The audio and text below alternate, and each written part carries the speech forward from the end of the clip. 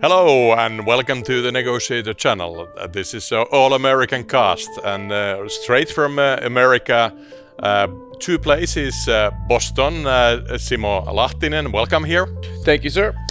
And the big guest, Gene McNaughton from Orange County, California. How Glad do to be you, sir? here. Glad to be here. And from the Finnish corner, with some American flavor, we have Gautam Basu from Professor of Practice in Aalto University. Good to be here. Yeah, continuing guest like it's Simo. And Sami Miettinen here. I'm a Tulane University graduate, so I classify myself as 5% American. And let's do this. So American-Finnish relationships are better than ever, right, guys? So everybody loves you guys. And I would like to start with Gene. You actually were the executive salesman of Gateway computer. I used to have that one when IBM was having a go on the PC market. And you started your career there. How do you sell a PC? How do we sell a PC? Well, first of all, if you're over 35 years old, you know the cow-spotted boxes. But how did we sell PCs? We were able to make computers at high quality at very low prices and make profit out of it. I mean, that's really what it came down to. In the 90s, in the 2000s, all computers had the same components in them. And it came down to, one, we had the most friendly, best sales-trained sales staff anywhere in the world, and we put together a high-quality product with tremendous service on the back end. Any business that wants to be successful, if you can handle those three rules, you'll be successful. Yeah, down the line I bought it because it was cheap and it worked as well as IBM. It worked, right? Absolutely. I mean, at the end of the day, you didn't care what was on the brand. You wanted to be able to play your video games and do your money and do your word processing. And we were excellent at that. And more importantly, we did this in a small town in Iowa to start, then eventually a small town in South Dakota, North Sioux City, South Dakota. And our cost of doing business was so low because we were in a Midwest farm town. We were able to compete with the big boys. And in many cases, IBM stopped selling computers, and some of the major competitors just went away because they couldn't compete with us. We also had probably one of the history's most greatest marketing and sales systems ever built. Great.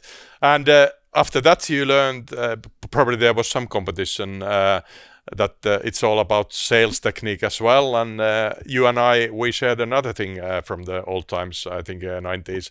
There was this guy called Tony Robbins, and we had this like CD set of stuff. We actually reminisced on that J. Abrahams taught me a lot about the reference marketing, and you probably listened to the same tapes or CDs as I did.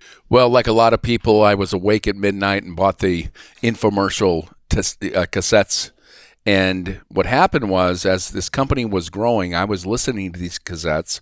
I began reading the books and really learning that it wasn't about hype and motivation. It was really about strategy, how to be a better leader, how to effectively communicate with people, how to listen and understand and be empathetic.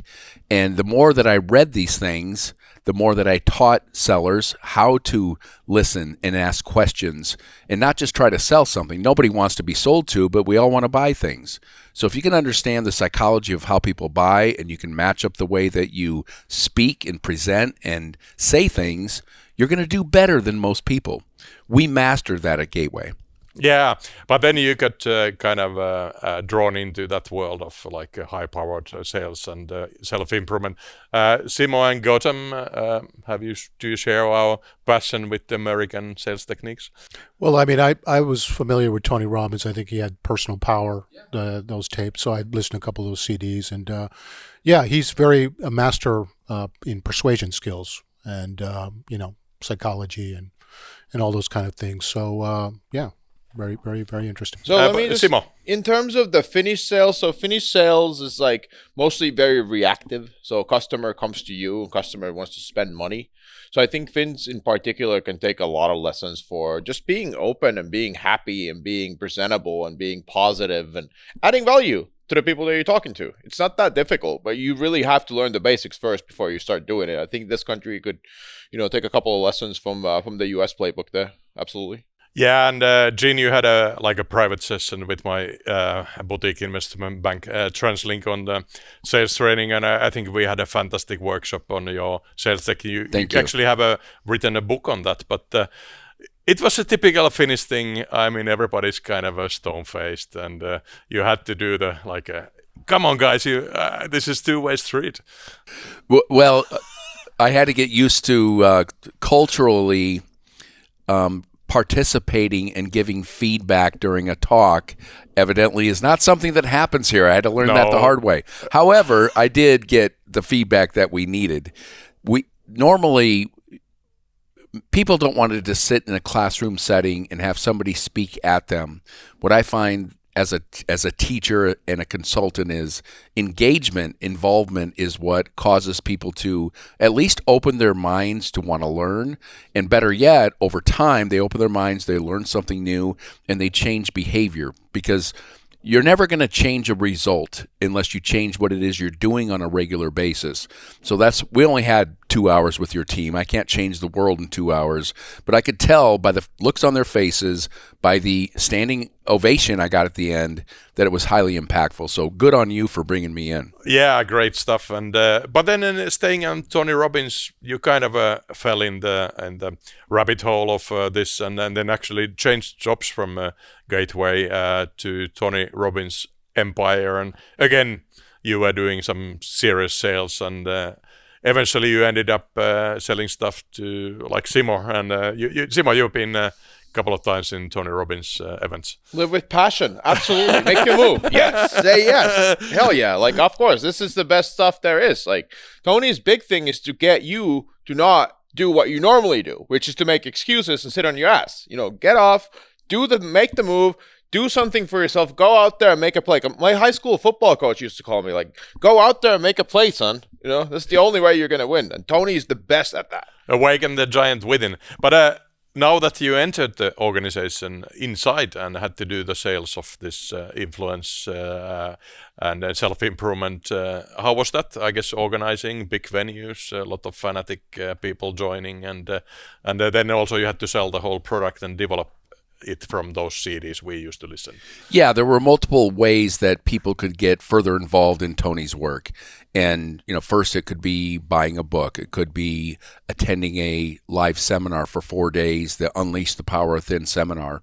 So my role was to orchestrate and create efficiencies in how marketing would generate leads, how we would handle those phone calls.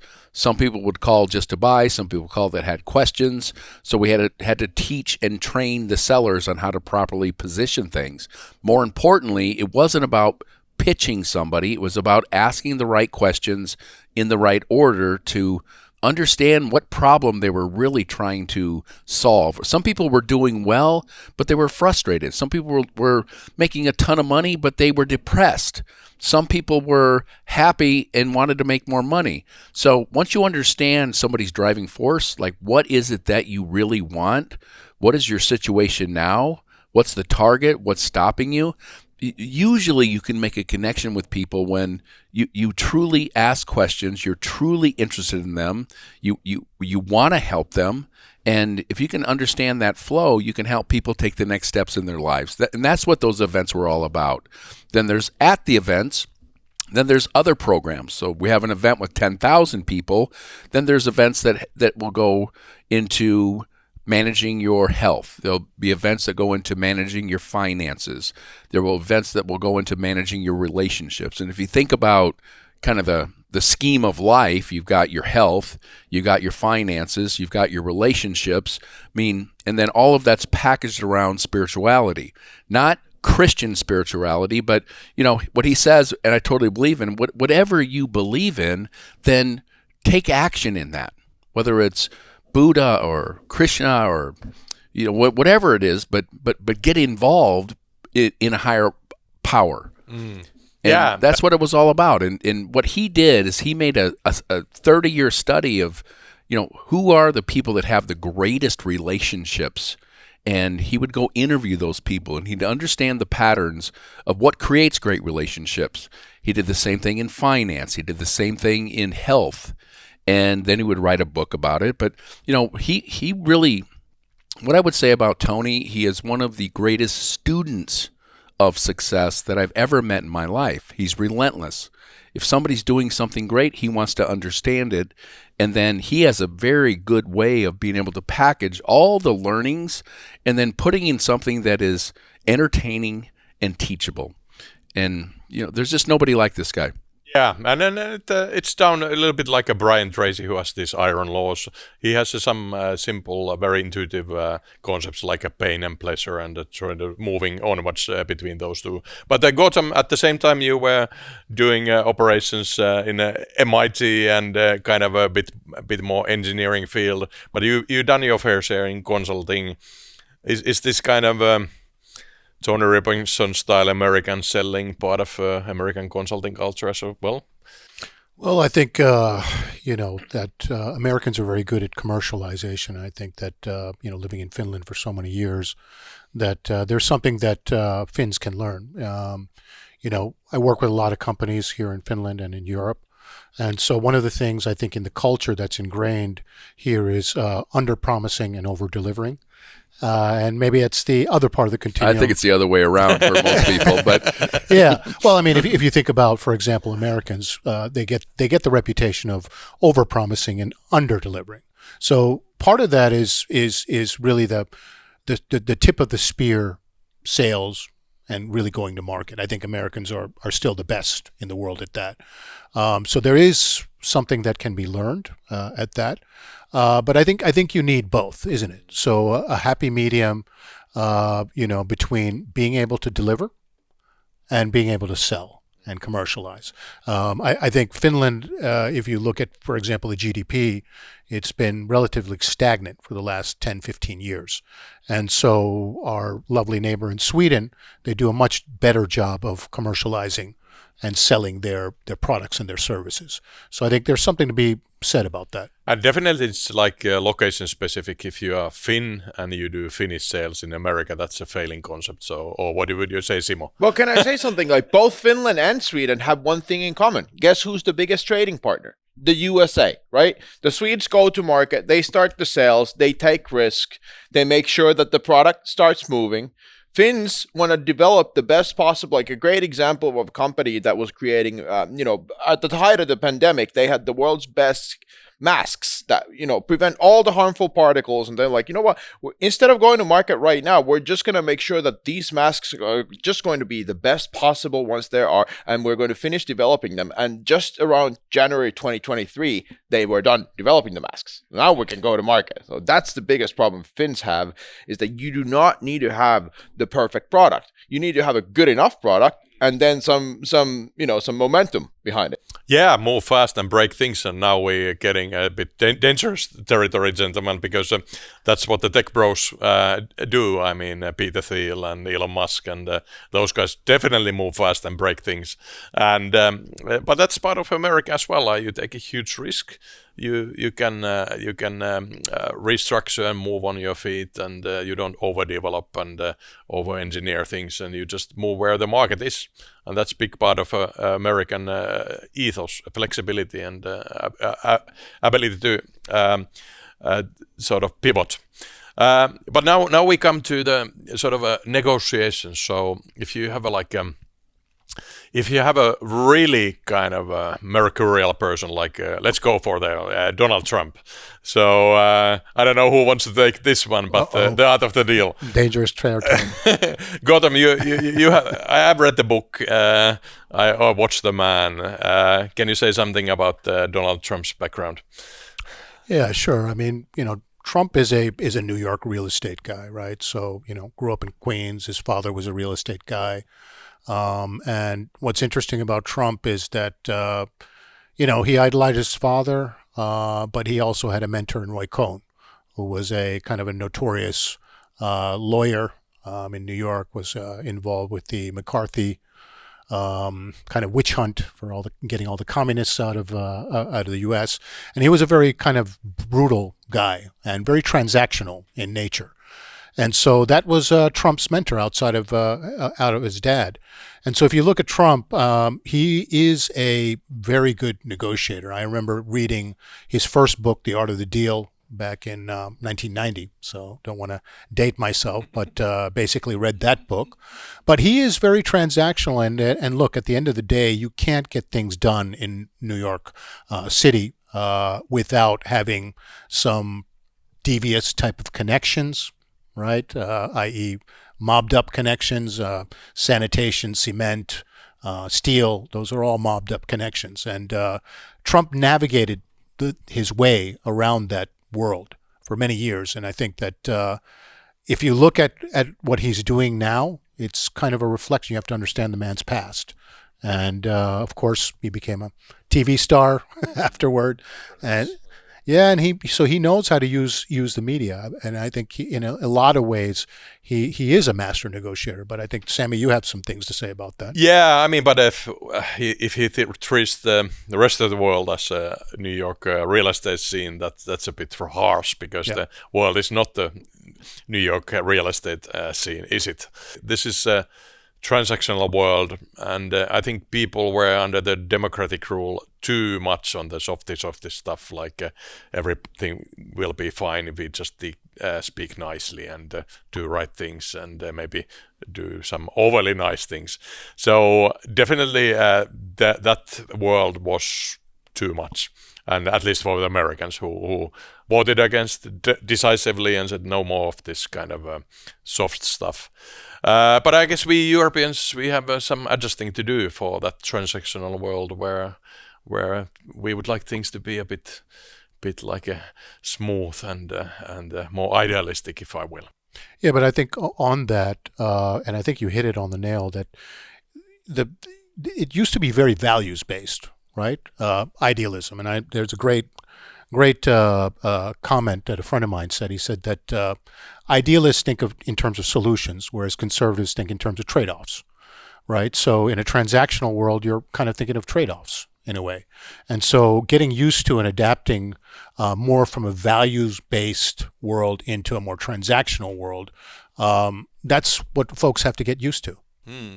Yeah, and Gene, we both, by the way, we compared notes. So I must confess, I'm a sucker for like these legends in the field. So we both been in the Robert Cialdini's boot camp. So and you can take like you could say that's transactional, but both of us, we have met the guy. He's the loveliest guy, like a kind of a professor type, and so you can use his 6 levers of influence to kind of do transactional trading, right? Well, of course you can, and it's a competitive world out there. And the ones that I find that win are the ones that are the students. They're the ones that are studying the books, they're studying methods, they're studying ways that people make decisions, and if you can adjust how you present yourself and how you communicate what it is you do, you're going to have a competitive advantage over others. Let's face it, most people will not read books. Most people will not attend the seminar. Most people will not listen to something that is educational and inspirational after they get out of high school. And those that do have a distinct competitive advantage. There's no way around that. So when we talk about Tony Robbins, that is probably one of the greatest resources that I've been able to find over the years. But I was fortunate enough, and I'm dating myself, to study with Zig Ziglar. You know that name, right? Zig Ziglar and Brian Tracy and some of the Wayne Dyers and the Jim Rohns.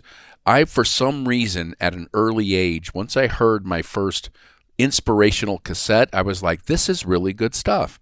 And what was interesting, I was passionate about listening. It's not that hard to put a tape in the car while you're driving. It's not that hard to read for 10 or 15 minutes at night something that is inspirational. That could be the Bible, and that could be how to, latest cutting edge health remedies. Or negotiator podcast. Or negotiator books, yeah.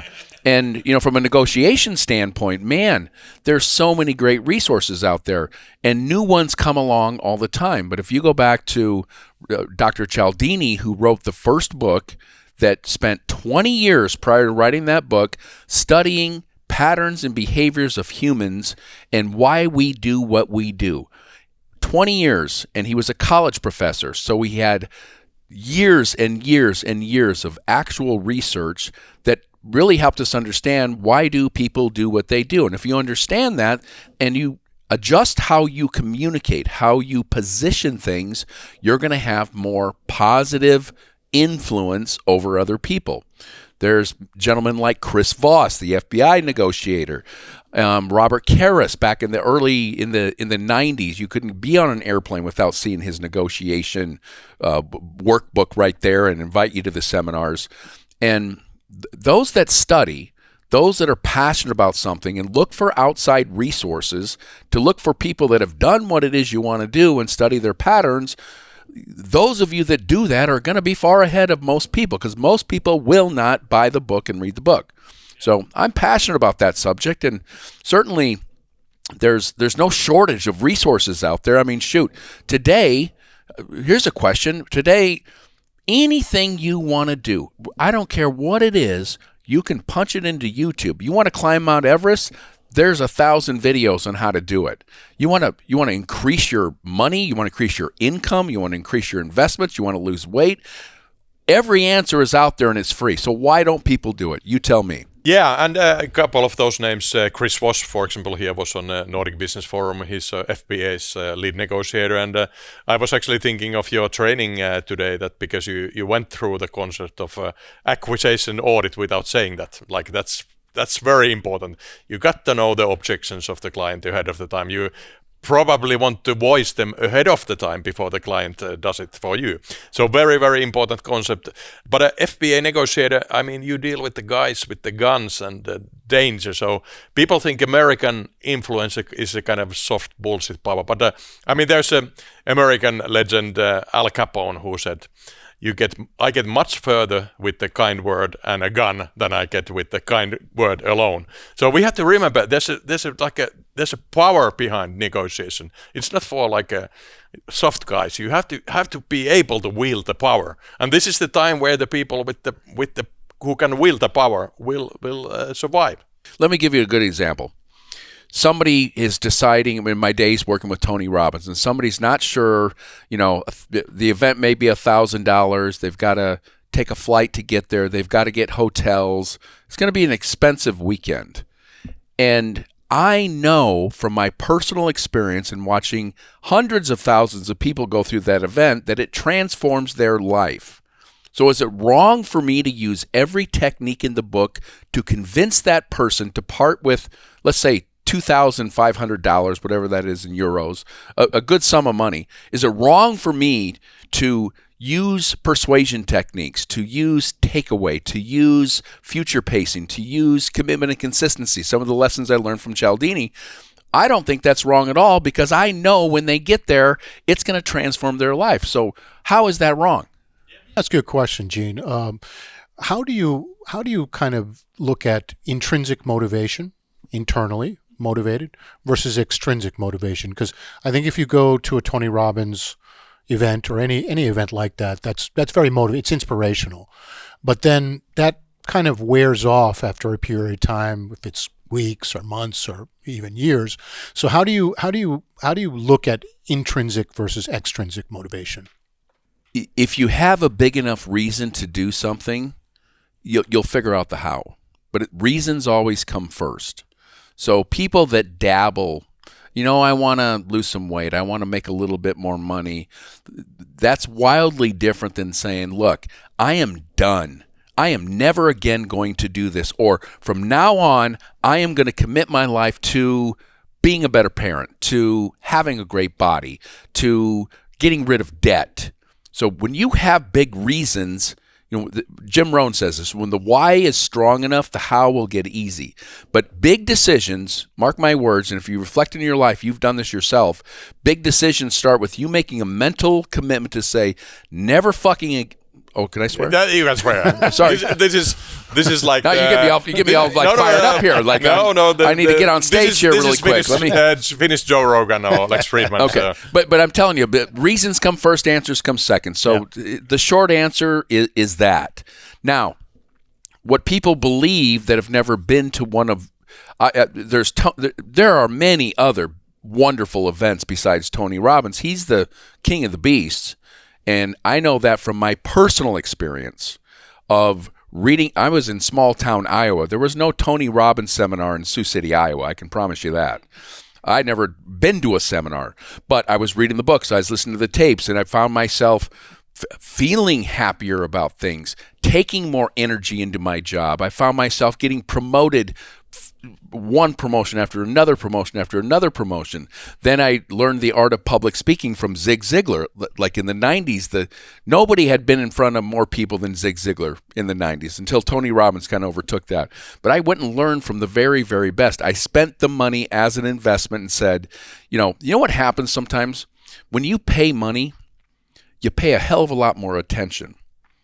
You pay money to go to an event, you pay more attention to the event. You take the notes. You follow. And Tony's not just rah-rah motivation. You leave there with a plan. You leave there with, here's where I want to be in 3 years. And that becomes the dream. Then you said, you know what, let's set a goal. I want my body to be here. I want to be financially comfortable, whatever you deem that as to be. I want to have a beautiful relationship. I want to be a great father. And then you say, okay, that's good.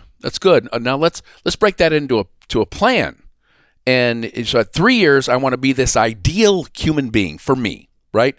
And it's different for all of us, but if you could really aspire to say your perfect self, then you work backwards and say, okay, at 3 years, I want to be here. So let's go to 2 years and set a marker. Let's go to 1 year and set a marker. And then it's kind of hard to go at a detailed plan longer than a year. Then you say, okay, what am I going to do now?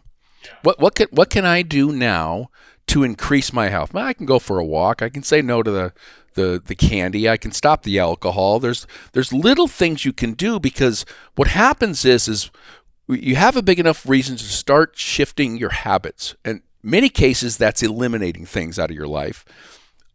Then it's like you start to see, our world today is we want instantaneous result.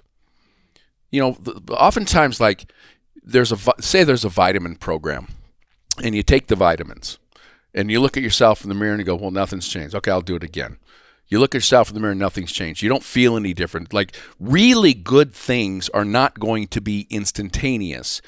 Things that are really good instantaneous are almost always the worst things you can be doing, such as drugs, such as alcohol, such as, you know what I mean? Like, but if you can look further out and identify your ideal self, work backwards and say, what can I do now?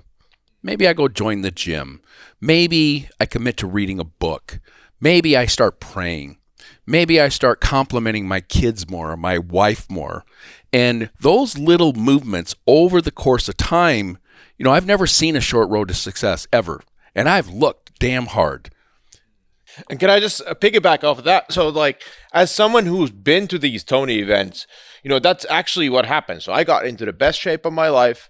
I had the best relationships of my life. I made the most amount of money of my life because of these plans that we made. And it's all embedded into action. So what Tony Robbins' big thing is that you are the one doing the work. He's just there to give you the tools and the guidance.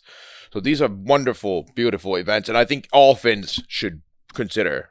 Yeah, and Gautam, great question. I mean, often in academic talk, that's the internal locus of control or external locus of control, but it's really, you phrased it much better.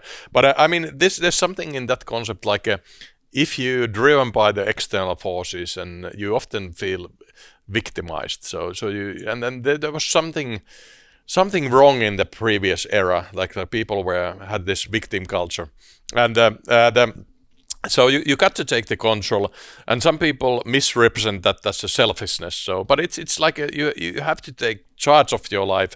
And now we come to the Trump's transactional world.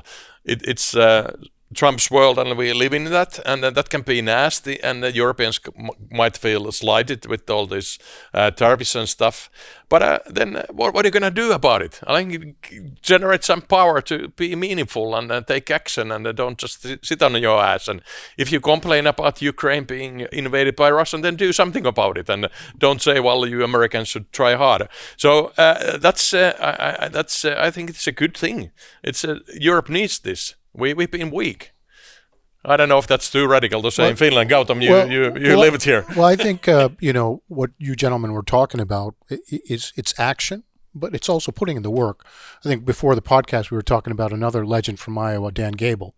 Dan Gable was an Olympic gold medalist, 1972 Munich Olympics. And after he finished his wrestling career, he became the coach at Iowa Hawkeyes and was very successful. So at the end of the day, you have to put in the work. You have to take action. And, that external motivation, that only goes so far. You have to find out what your why is. And I think, having that action orientation, doing something about it, because everybody could say, bringing it back to the context of geopolitics, I've heard a lot, and I tend to get a lot of flack because I'm maybe the sole American here in Finland, so it's all my fault. But at the end of the day, it's having to do something. And I think in Trump's first term, he basically stated that you need to, invest, 2.5% of GDP on defense. And if you look at the track record, many countries in Europe have started to do that. So you have to look at the positive side of that. It's driving other countries to action. And I think that's a good thing. I want to add that nothing good will come without disruption and change. Today is March 14th. He hasn't even been in office for 2 months, folks.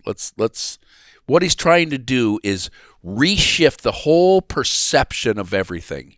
He's shocking everybody on purpose.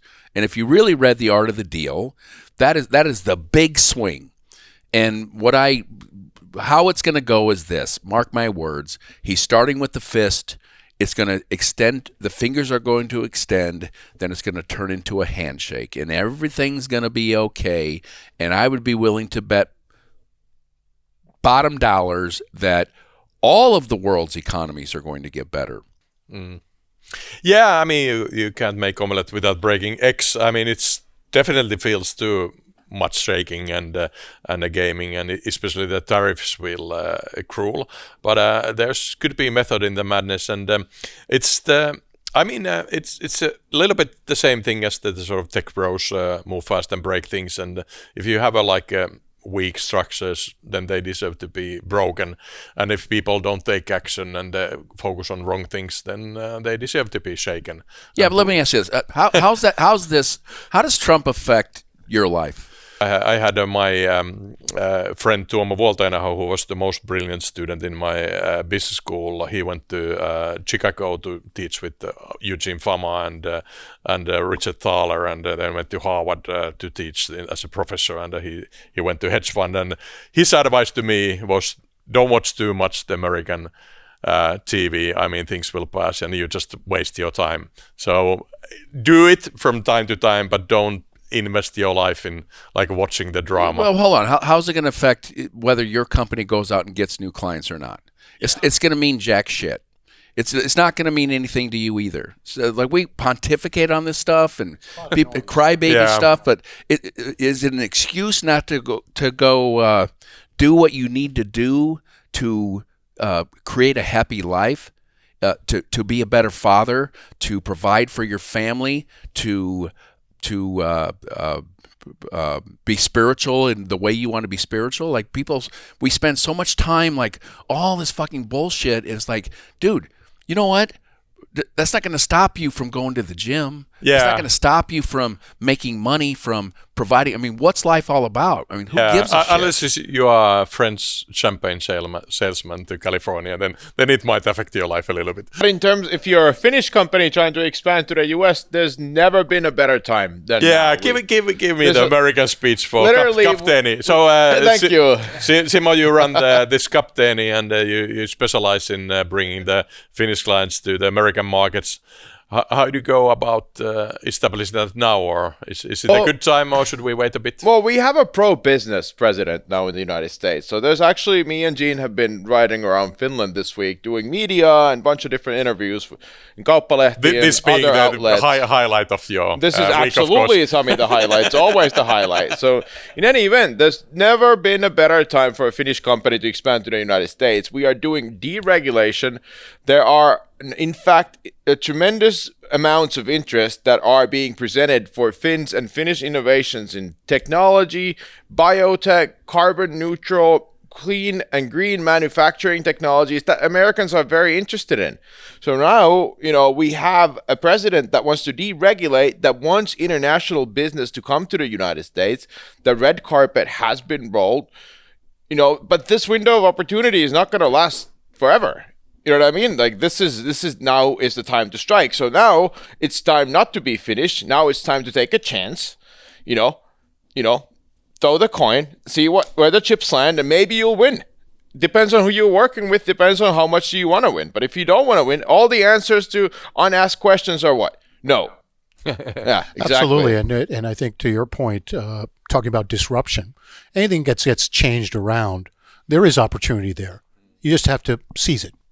And I got them since we are in the business models. I've been teaching your cohorts, I guess you call them, on True North Search. So that's American concept, entrepreneurship through acquisition.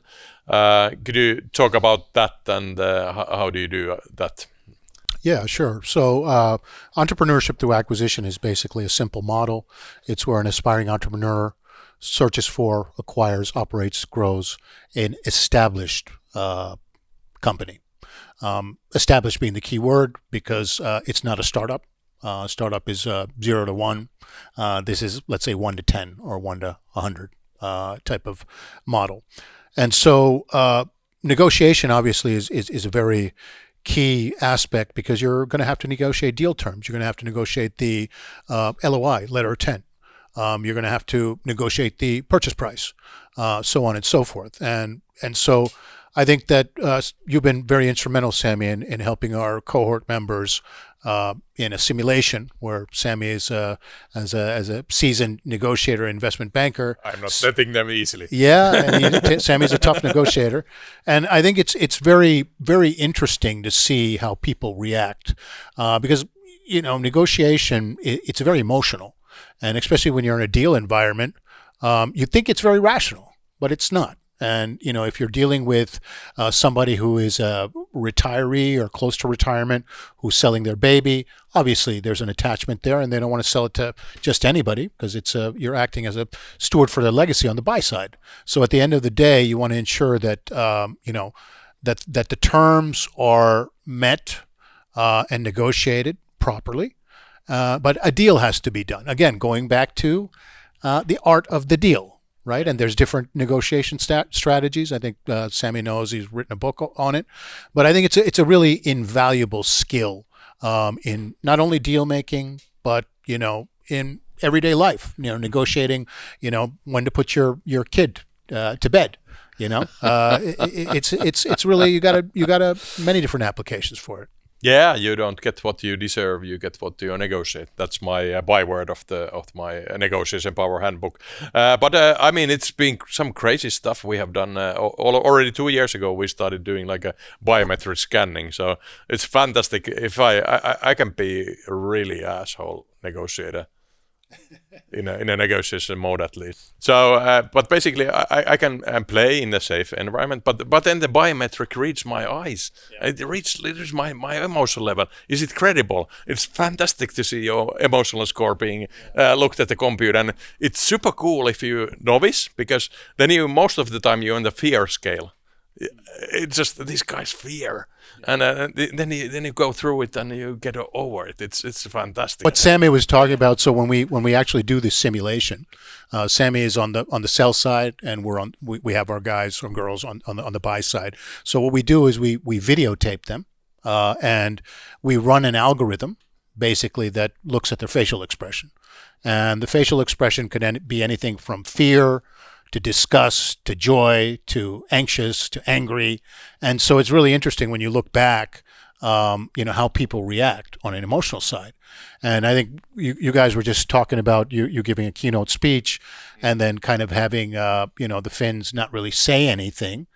But, that's the interesting thing. I've spent enough time in this country where, the micro expression on a Finn's face, you can tell if they're pissed off or happy or whatever, but it just kind of it's dealing with that kind of different cultures and being kind of sensitive to various cultures and using that in a negotiation, for example. Of course, Gene, I apologize. But if typical Finn has like an emotional scale of like that, and it's just fantastic to take them from like a real emotions. And it's but Finns have been noted to be very good negotiators because of that. It's having that emotional regulation and emotional control. That's a good point. The emotional control. That's beautiful. Yeah, but you have a passion, because I think what for example, what we discussed earlier today on the investment banking closing techniques, you have to have a passion behind it. You get to have an emotion to get the client to sign the engagement letter or something. You can't just give facts or just be one of the guys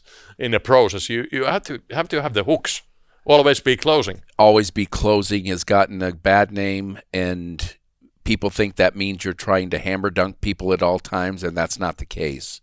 Because the truth is, the masters are in some level of closing from the moment they have the first meeting and build rapport. At the moment they start doing research on the people they're going to be meeting with, so they have some levels of intelligence, like I knew that you had graduated from MIT, which I knew you were on the East Coast, which I knew there's things I knew about you before I even met you. First thing I noticed was your tie and your watch.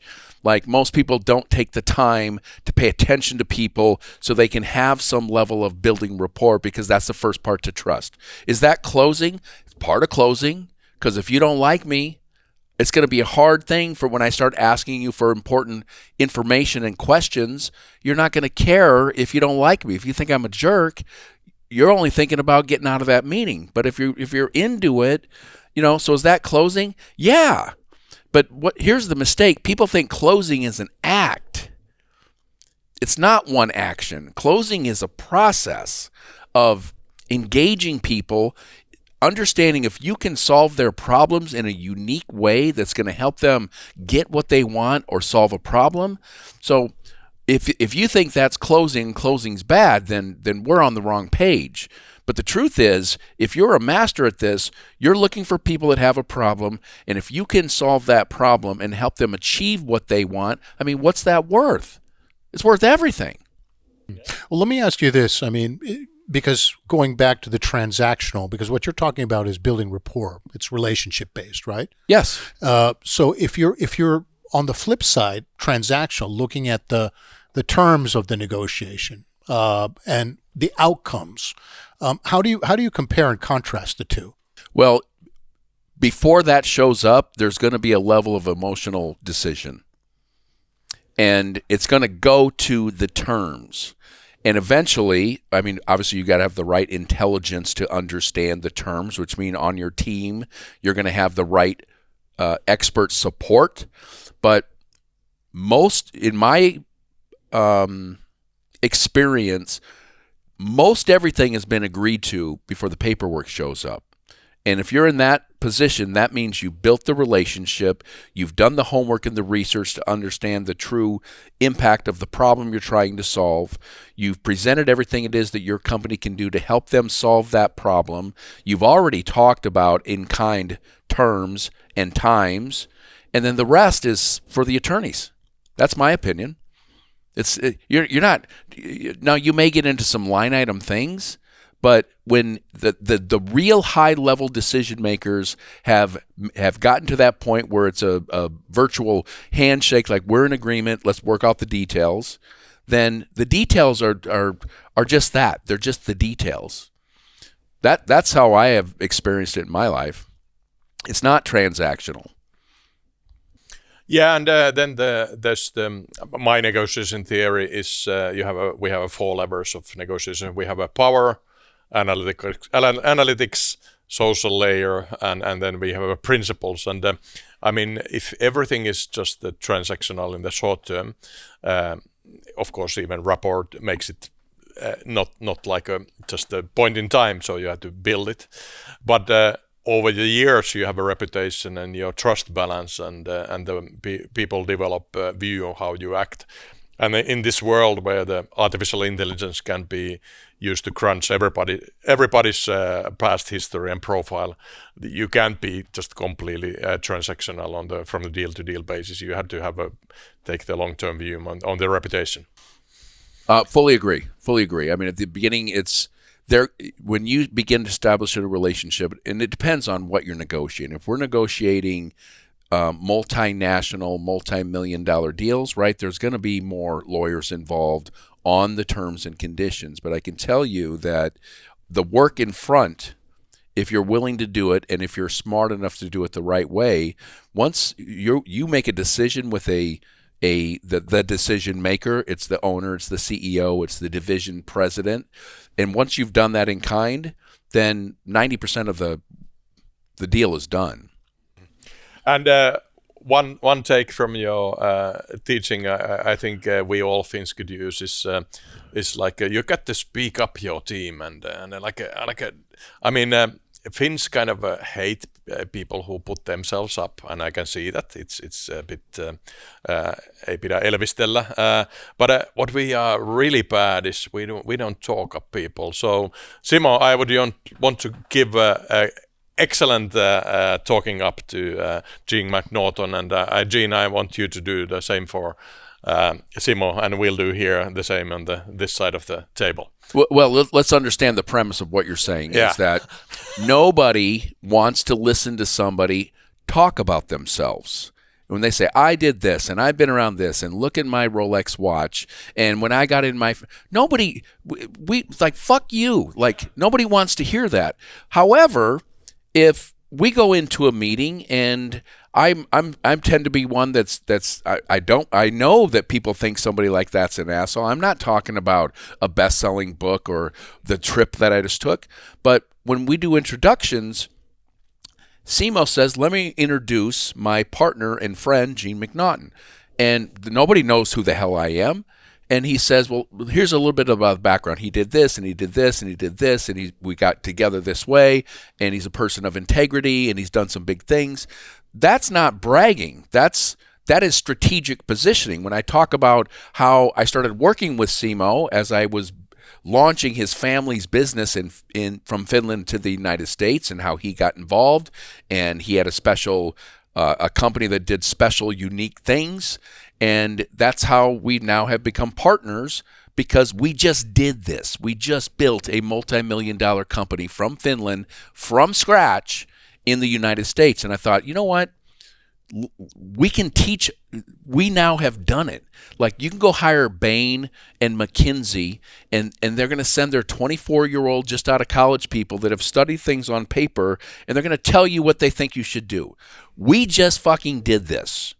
So for two companies that want to do this, and they want to go with somebody that just went down the path and blazed the trail, and they want to get it done right, then we're going to put them in the best position to do that.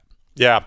So, but now we'll do the simulation. So, shall we maybe start from this side of the table, and then you guys go? Okay. Simo, I learned I heard you need a little bit of practice. Listen, sometimes. bring it. So, 10,000 but Gautam, people. my good friend. So, over the last couple of years, I have watched you to establish yourself in our lovely country in Finland, both as a professor of practice, and you're building also your podcast on operations excellence. But I mean, this true research, that's exactly what Finland needs. I mean, we have a massive amount of people retiring, and there are these businesses need to be taken over, and this is exactly the product to do it. You have exactly the right people to take over these things, and it's been a fantastic being part of that as a negotiation trainer. And you're all right, good guy. I love the stuff you invited me to your home party and play the guitar. But what was fantastic, that was on the day when Finland was playing against Denmark and won in the European football championship, but you didn't know about that. So you're still a naive American at heart who doesn't know that this was perhaps one of the most important days in the Finnish culture.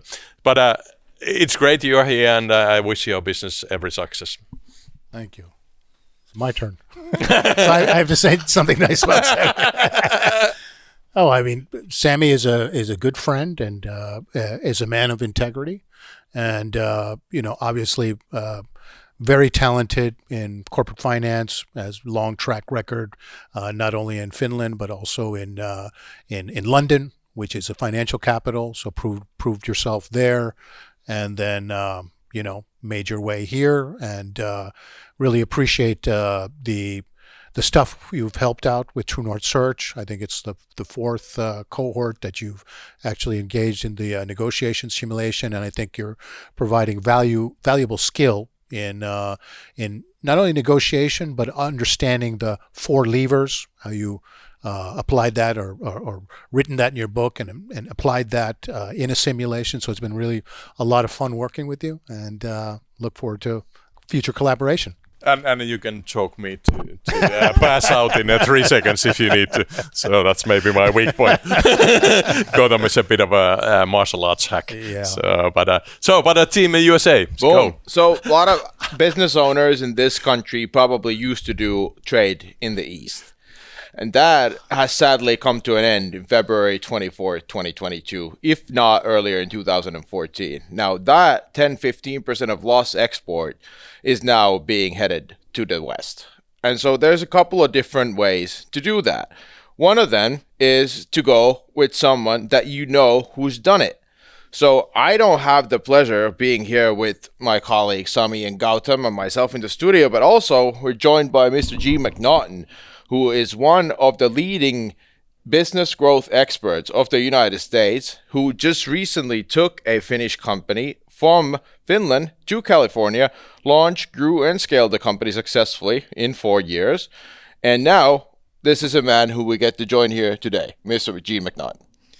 The whole idea of this is that when you have somebody else introduce you and you've trained them on what to say, they do it pretty good. Yeah, but 1 out of 3. You have to do Simo now. You have to do. Well, I got involved with Simo's family in 2017, and I was doing a keynote in L.A. His brother was there and said, do you think what you teach will help an engineering firm in Europe? And I said, do you have competitors? Yes. Do you have competitors that are trying to undercut your pricing? Yes. Do you have a well-oiled sales machine? No. On a scale of 1 to 10, I said, how important is hunting new business to you? He said, it's everything. Great. On a scale of 1 to 10, how good's your team? He said, a 3. And I said, okay, then I can help you. The product or the service is less relevant than the discipline around knowing how to market and sell right. As I got introduced to his entire family, I had the pleasure of meeting Simo. My company, GeoBear USA, was having a problem in going after the big engineering community, and Simo had built a company that hunted big game. And he called me on a day that I was super frustrated and introduced himself. And I said, you've got what we need. So we went into a relationship together. And as a result of that relationship and the work by him and his team, we were a $1 million company. We landed an $800,000 deal. Understand the magnitude of that. We never would have got there without him. And as I was walking through my exit last year, October through December, and at the same time watching what Donald Trump was saying is we want foreign investment into the United States, I knew that with his relationships in Finland, with what his company did from a sales and marketing standpoint, combined with what I just built, that there are businesses in Finland. There are business owners out there right now that have had the aspiration and the dream to come to America, and for whatever reason they haven't. Maybe they've tried and failed. Maybe they've made investments that didn't work. They tried to hire people to sell their stuff, and it didn't work out. That's out there. We know that we've got the formula of which to do it. And we're going to pick a couple companies, we're going to perform, and we'll see where it goes from there. So that's how it's done, my Finnish introverted friends. And I think it's, by the way, fun. I was in Tulane in America. It's always great to be with Americans and neo-Americans and have a bit of a fun. So I suggest we go out for a couple of beers, but before that, let's go to the inside section of the Neuvottelija-kanava, sisäpiiri, and we should have some extra content for our subscribers. Maybe about Tony Robbins. I think this is there's something great about this kind of almost religious experience when you go to one of those events. So I suggest we talk a little bit about that. Would that be okay? bring it. Let's go. Yeah. And as you have listened to this far, please subscribe. Thank you, gentlemen. Thank you.